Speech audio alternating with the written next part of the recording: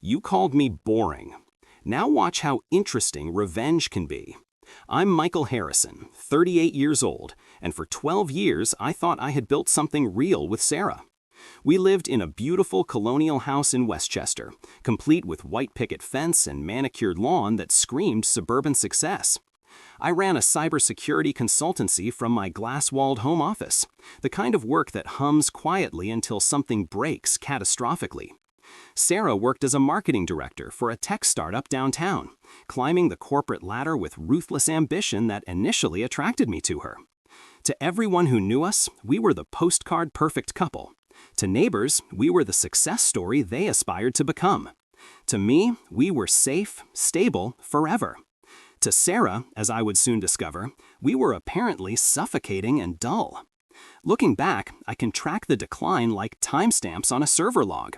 Each red flag a data point I should have analyzed instead of rationalized. March brought late nights that stretched into alibis. Always a launch, always an urgent client presentation that couldn't wait until morning. April saw the wardrobe evolution begin. Conservative pencil skirts replaced by silk dresses that caught light like water, designer heels that cost more than my monthly car payment. When I complimented her new style, she explained it was about professional advancement and staying current in a competitive industry. The tech world was image conscious, she insisted, and looking successful was part of being successful. I believed her because questioning your wife's clothing choices felt petty and controlling. May brought phone secrecy that transformed her device from casually accessible to fortified border. Face down on every surface, password protected like classified intel, always within arm's reach even during showers. June saw our master bedroom go quiet. So quiet I could hear the AC vent click as it cycled through empty air. The dead bedroom situation developed gradually, like a slow system failure you don't notice until everything crashes. Sarah always had reasonable excuses. Work stress killing her libido, exhaustion from demanding clients, headaches, backaches, or simply not being in the mood for intimacy. But she had endless energy for everything else.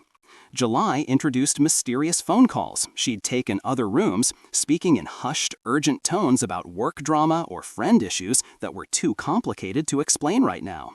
She'd promised to fill me in later, but later never came. August brought new friends I'd never met, work colleagues who required girls' nights that lasted until 3 a.m., and weekend spa trips to locations that seemed to change each time I asked. I was becoming a stranger in my own marriage, watching my wife transform into someone whose life existed entirely outside our shared space. I enabled it all. That's the part that burns on the way down. When you love someone deeply, you become an expert at granting credit they haven't earned and extending deadlines they never requested. I told myself she was stressed, that the startup needed her expertise, that this was a temporary sprint rather than a permanent marathon. I bought lavender candles for relaxation and booked a weekend getaway in the Berkshires that she later canceled with surgical precision. I memorized every excuse until the excuses became our entire relationship. The breaking point came on a Tuesday evening in late September that smelled like rain and tasted like betrayal. Sarah walked through our front door at 11:47 p.m. I remember the exact time because I was watching the clock, wondering if she'd make it home before midnight again. Her hair was slightly disheveled, her lipstick completely gone, and she carried the ghost of an expensive cologne I didn't recognize. I was in the kitchen with a cooling pot of carbonara she'd specifically requested that morning, now congealing into a metaphor for our marriage. "How was the team dinner?" I asked, plating the pasta with careful normalcy that comes from practice. "Fine," she said, brushing past me to grab sparkling water from the fridge, the expensive brand I stocked because she preferred smaller bubbles. "Ran late. Don't start." But I had already started because my work teaches me that systems tell the truth when people won't. "Which restaurant?" I asked casually. "Maybe I know it." She named a place I knew was closed on Tuesdays.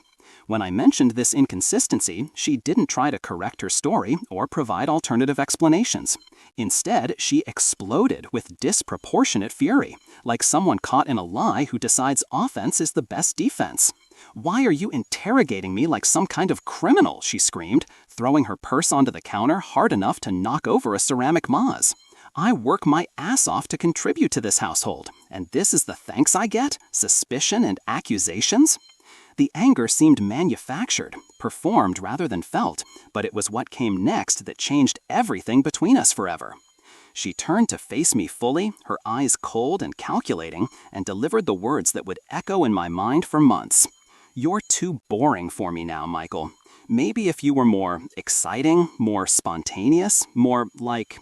She caught herself before finishing the comparison, but the damage was complete. She was measuring me against someone else, someone who apparently provided the excitement and unpredictability she felt was missing from our marriage. That night, as Sarah showered off whatever evidence she was carrying from her evening, I lay in our bed processing what had just happened. My wife of 12 years had essentially declared me inadequate, replaceable, and fundamentally insufficient for her needs. But as I stared at the ceiling, listening to water run and contemplating the ruins of my marriage, something crystallized inside me. The hurt and betrayal began hardening into something more dangerous and infinitely more useful. If Sarah wanted excitement, if she craved spontaneity and unpredictability, then I was going to give her more of both than she could handle. But it wouldn't be the kind she was expecting. It would be the kind that destroys lives and leaves permanent scars. I wasn't going to be the boring, predictable husband who begged for scraps of attention while his wife systematically dismantled their shared life. I was going to become someone she'd never seen before, a man capable of strategic, calculated revenge that would make her regret every word she'd just spoken. The next morning, I contacted Jake Morrison, a private investigator recommended by my business attorney. Jake was an ex-cop with 20 years of experience in infidelity cases, and his reputation for discretion was matched only by his success rate. His office sat above a deli in downtown White Plains, the kind of place that screamed legitimacy through its complete lack of glamour. Jake himself looked exactly like central casting would order for a PI. Graying temples, weathered face, and eyes that had seen too much to be surprised by anything. When I explained my situation, he didn't offer sympathy or ask probing questions about my feelings. Instead, he quoted his rates and outlined a surveillance plan with the efficiency of someone who'd done this dance countless times before. Within 48 hours, Jake had transformed my wife into a data stream. Tracking software on her phone, GPS device in her car, surveillance outside her office building. The technology was so sophisticated that I could monitor her location, text messages, and phone calls in real time from my home computer. It felt like playing God with someone's privacy, but Sarah had forfeited her right to privacy when she decided our marriage vows were suggestions rather than commitments. My cybersecurity background made me appreciate the elegance of Jake's systems. Every lie she'd told, every excuse she'd manufactured, every late night she'd blamed on work would now be fact-checked against objective reality. What Jake discovered in the first week exceeded even my worst suspicions. Sarah wasn't just having an affair, she was living a completely parallel existence. Her team-building dinners were romantic dates at expensive restaurants across Manhattan. Her girls' nights were overnight stays at luxury hotels in the city. Her work stress was actually the intoxicating excitement of sneaking around with her boss, David Chen, a married father of two who owned the tech company where she worked. The irony wasn't lost on me. My wife was cheating with a man who was simultaneously cheating on his own wife and potentially destroying his own family. The evidence accumulated like compound interest. Photos of them kissing in restaurant booths, entering hotel rooms together, shopping for what appeared to be vacation clothes at stores I couldn't afford. Text messages that revealed the depth of their emotional connection, with Sarah writing things like, "I've never felt this alive," and "being with you makes me realize what I've been missing all these years." But the most damaging evidence was a recording Jake obtained of Sarah talking to her sister Lisa about me during what she thought was a private phone call. In that conversation, Sarah referred to me as her safety net and said she was only staying married until she could figure out her exit strategy without losing half of everything we'd built together. The financial investigation revealed another layer of systematic betrayal that made my blood run cold. Sarah had been moving money from our joint accounts into a private account I didn't know existed. Small amounts at first, but increasingly larger transfers that she disguised as legitimate expenses. She'd also taken out a credit card in my name and maxed it out on gifts for David. Expensive watches, weekend getaways, and even a down payment on a sports car she claimed was for a friend's business venture. She was literally financing her affair with our shared assets while planning to leave me with the debt and a destroyed credit score. The woman I'd trusted with my heart, my home, and my financial future was systematically destroying all three while pretending to love me. But Sarah's biggest mistake was underestimating my capacity for strategic thinking. She saw me as boring and predictable, which meant she never expected me to fight back with anything more dangerous than hurt feelings and empty threats. While she was busy playing house with David, I was quietly preparing for total warfare. I moved our legitimate assets into accounts she couldn't access, transferred ownership of valuable items to a trust I'd established years earlier, and, most importantly, I began documenting everything for the inevitable legal proceedings that would determine the rest of both our lives. The emotional shift within me was profound and irreversible. The initial shock, the agonizing disbelief, the searing pain of betrayal, all of it began to calcify, hardening into something cold and infinitely more dangerous. I stopped being her husband and started becoming her worst enemy. The breakthrough came when Jake discovered that David's wife, Monica, had hired her own private investigator months earlier. Monica Chen wasn't just suspicious about her husband's behavior. She was building a comprehensive case for what would become one of the most expensive divorces in Westchester County's history. David stood to lose his company, his house, his relationship with his children, and most of his considerable fortune. When Jake arranged for Monica and me to meet at a coffee shop in Scarsdale, we realized we had complementary evidence and a shared interest in destroying the people who'd betrayed us. Monica was nothing like what I expected from a tech executive's wife. She was intelligent, elegant, and had been enduring David's pattern of infidelity for years while raising their children and building her own successful interior design firm. She'd been quietly preparing for divorce while maintaining the facade of a happy marriage, gathering evidence and protecting assets with the same methodical precision I was learning to employ. When she saw the evidence of David and Sarah's affair, her reaction was cold and calculated, rather than emotional.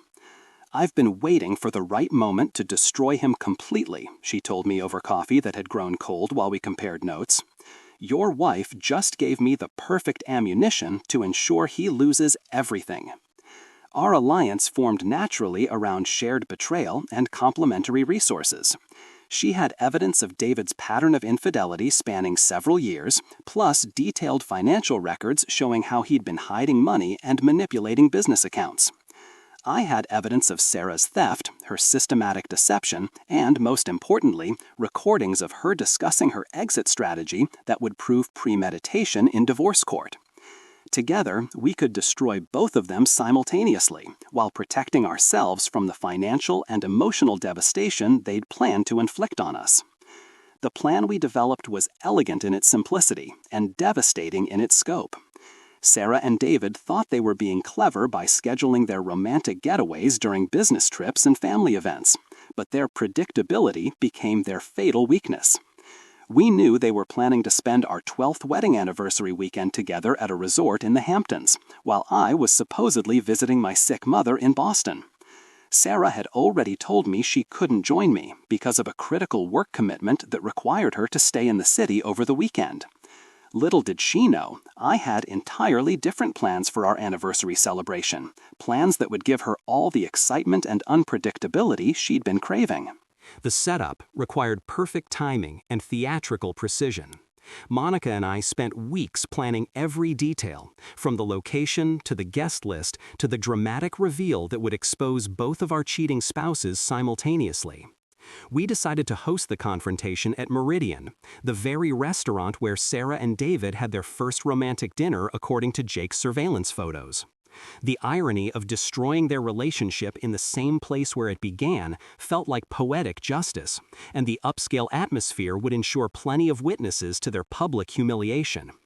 The restaurant manager, whom Monica had cultivated through years of business dinners, agreed to seat us at the perfect table and ensure his staff wouldn't interfere with what was essentially a private matter between adults.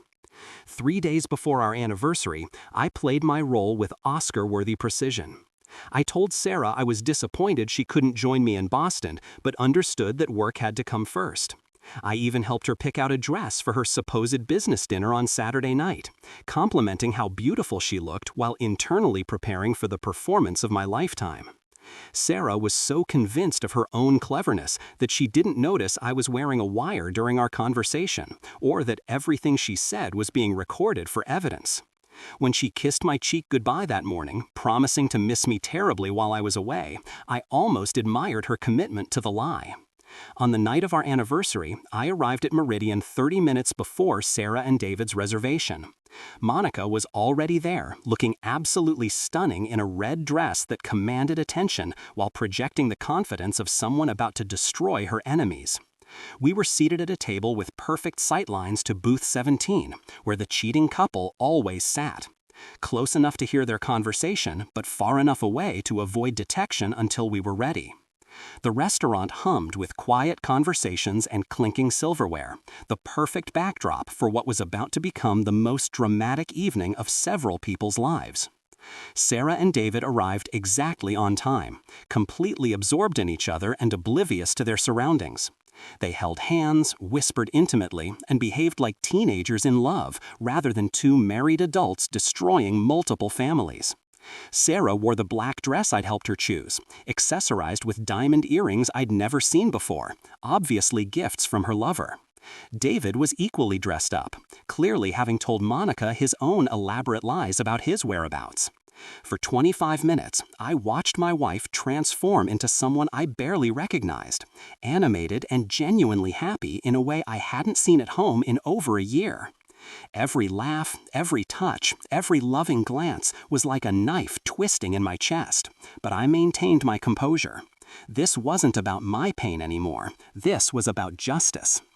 The moment came when David excused himself to use the restaurant, leaving Sarah alone scrolling through her phone with the satisfied smile of someone who believes she's gotten away with the perfect crime. I stood up, walked across the restaurant, and sat down in David's chair.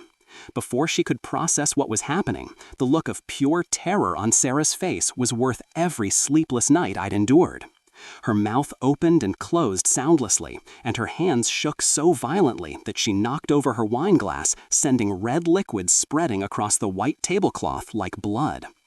"Hello, darling," I said calmly, using the same conversational tone I'd used to ask about her day. "Happy anniversary. I thought I'd surprise you since you couldn't make it to Boston." Sarah tried to stammer out some explanation about a work dinner, but I held up my hand to stop her. "Please don't insult my intelligence any further.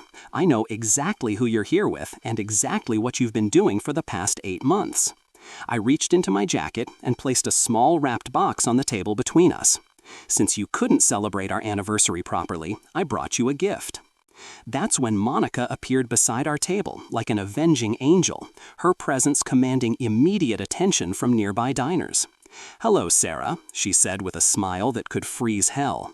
"I'm Monica Chen, David's wife. I believe you've been having an affair with my husband." The entire restaurant went quiet, every conversation stopping, as people turned to witness what was clearly about to become the most dramatic confrontation anyone had seen outside of television. Sarah's face cycled through white, red, and green, and I genuinely thought she might vomit right there. David returned from the restaurant to find his wife standing next to her mistress, with me occupying his chair and the entire restaurant watching.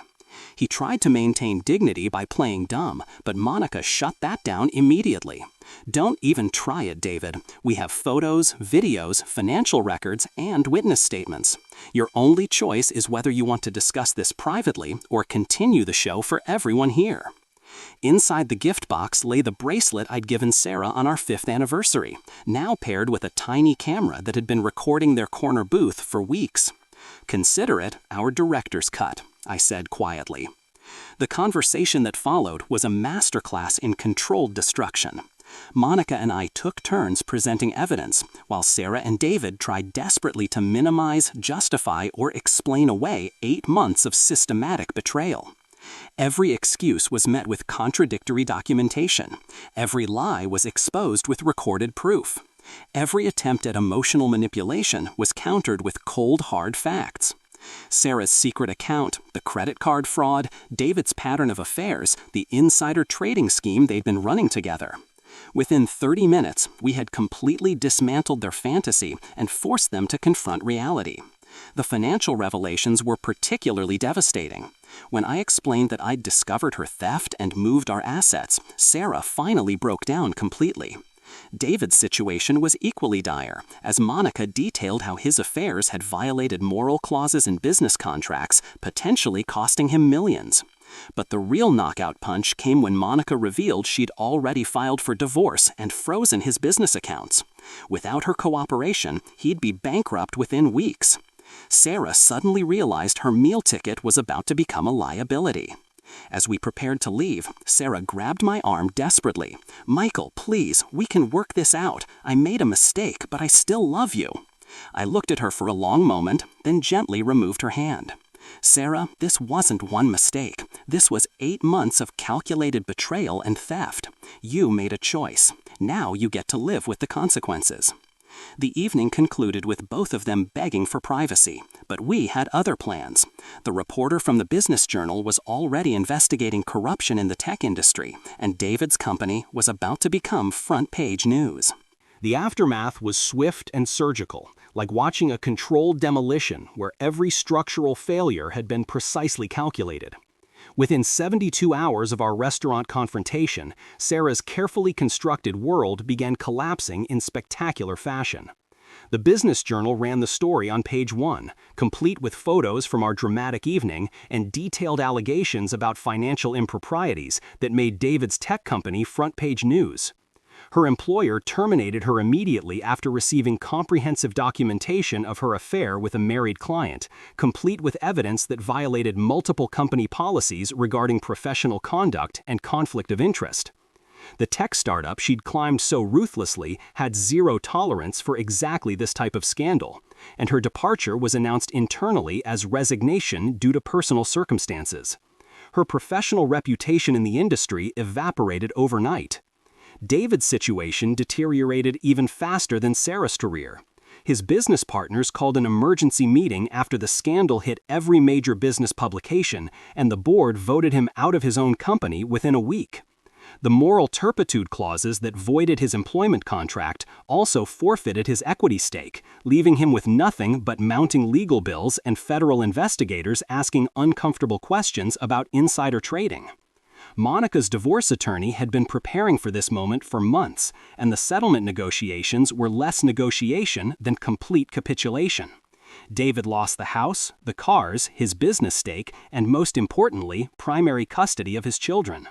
The SEC investigation that followed would eventually result in criminal charges that sent him to federal prison for 15 years.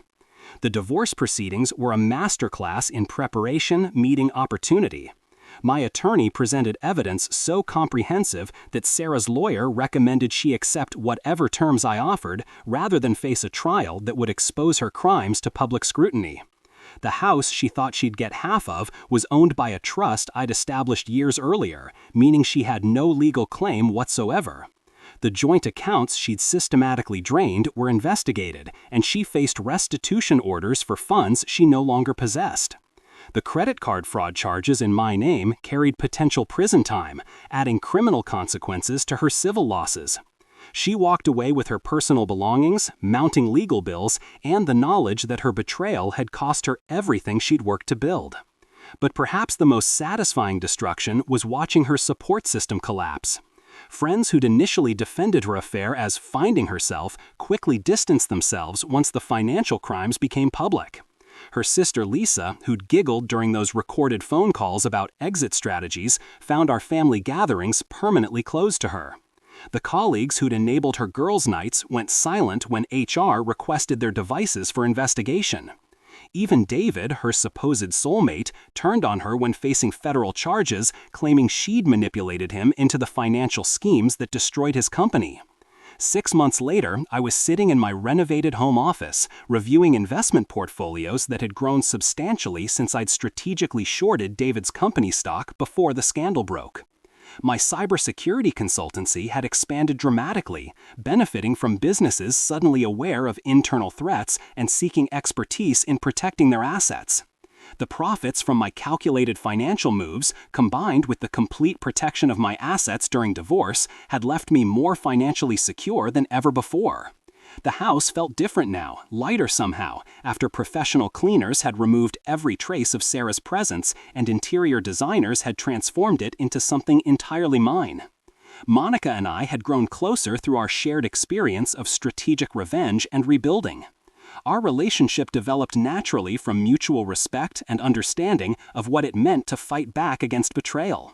She'd emerged from her divorce stronger and wealthier, having taken control of several business ventures David had neglected.